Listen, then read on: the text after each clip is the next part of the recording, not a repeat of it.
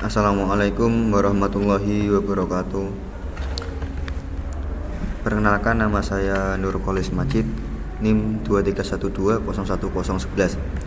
Saya di sini akan mempresentasikan hasil penelitian saya yang berjudul Pemetaan Wilayah Rawan Putus Sekolah di Indonesia dengan pendekatan analisis klaster.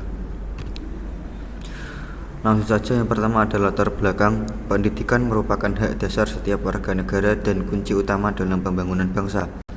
Namun permasalahan putus sekolah masih menjadi tantangan serius di Indonesia, terutama pada jenjang SMP dan SMA. Berbagai faktor seperti keterbatasan ekonomi, minimnya fasilitas sekolah, ketimpangan geografis dan budaya lokal turut memengaruhi tingginya angka putus sekolah di beberapa wilayah. Untuk itu, diperlukan pendekatan berbasis data guna memetakan wilayah rawan putus sekolah secara objektif melalui metode campaign clustering. Selanjutnya, rumusan masalah. Yang pertama ada bagaimana karakteristik wilayah dengan tingkat putus sekolah yang tinggi. Selanjutnya ada bagaimana segmentasi wilayah berdasarkan indikator pendidikan. Tujuan penelitiannya yaitu yang pertama ada mengidentifikasi karakteristik wilayah dengan putus sekolah tinggi. Yang kedua ada segmentasi wilayah menggunakan metode campaign clustering, serta menyajikan peta visual hasil pengelompokan wilayah.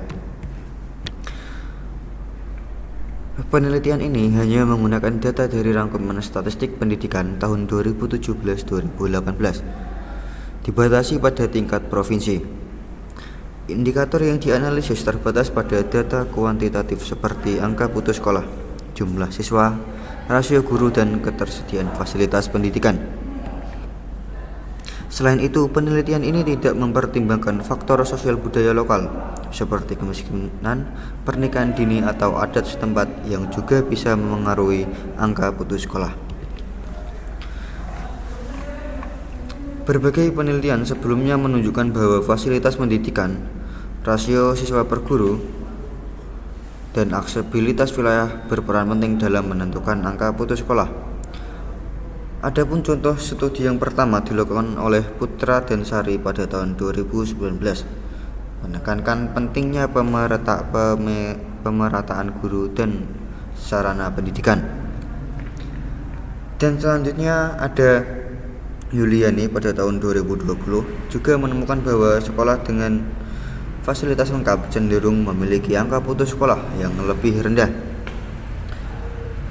Kemudian ada Arianto dan Wijayanti pada tahun 2021 membuktikan efektivitas metode campaign clustering dalam mengelompokkan wilayah berdasarkan mutu pendidikan. Selain itu, Lestari dan Nugroho pada tahun 2022 menggunakan pendekatan spasial untuk memetakan risiko putus sekolah secara nasional. Penelitian ini memperluas cakupan dengan mengintegrasikan pendekatan kuantitatif dan spasial secara komprehensif untuk seluruh provinsi di Indonesia. Penelitian ini menggunakan metode campaign clustering untuk mengelompokkan wilayah berdasarkan indikator pendidikan.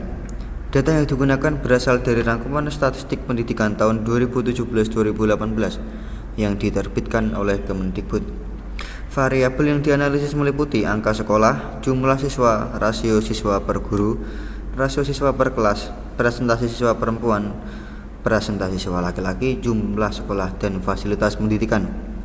Proses analisis dilakukan melalui tahapan normalisasi data, penentuan jumlah klaster dengan metode Elbow, dan implementasi algoritma Kamens, serta hasil visualisasi dengan BCA.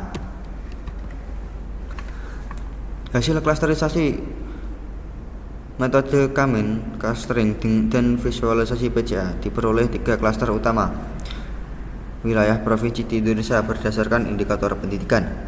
Yang pertama ada klaster 0, terdiri dari provinsi berpenduduk padat di Pulau Jawa seperti Jawa Barat, Jawa Tengah, dan Jawa Timur, yang memiliki jumlah siswa dan sekolah tinggi, namun rasio siswa per guru juga tinggi, menunjukkan tekanan terhadap kapasitas layanan pendidikan.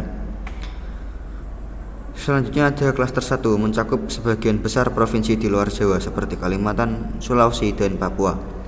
Klaster ini dicirikan oleh angka putus sekolah yang tinggi dan keterbatasan fasilitas pendidikan, serta dipengaruhi oleh faktor geografis dan infrastruktur.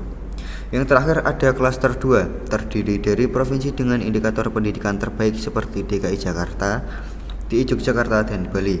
Provinsi ini memiliki angka putus sekolah lebih rendah, rasio guru yang ideal, dan fasilitas pendidikan yang lebih lengkap. Kesimpulannya, penelitian ini berhasil mengelompokkan wilayah provinsi di Indonesia ke dalam 3 klaster berdasarkan tingkat kerawanan putus sekolah menggunakan metode Gamen Cluster. Mulai dari provinsi dengan siswa tinggi di Pulau Jawa, wilayah dengan keterbatasan akses dan fasilitas di luar Jawa, hingga provinsi dengan indikator pendidikan ideal. Sarannya, pemerintah pusat dan daerah disarankan untuk menggunakan pendekatan berbasis data dan spasial dalam menyusun kebijakan pendidikan, khususnya untuk wilayah rawan seperti dalam klaster 1. Klaster ini perlu diberikan pada penyediaan fasilitas, distribusi guru, dan akses transportasi pendidikan ke depan. Perlu dikembangkan sistem pemantauan pendidikan secara real time dan diperluas cakupan analisis hingga ke tingkat kabupaten, kota, serta mempertimbangkan faktor sosial dan budaya yang turut mempengaruhi angka putus sekolah. Sekian presentasi yang saya sampaikan. Apabila ada salahnya mohon maaf yang sebesar-besarnya. Assalamualaikum warahmatullahi wabarakatuh.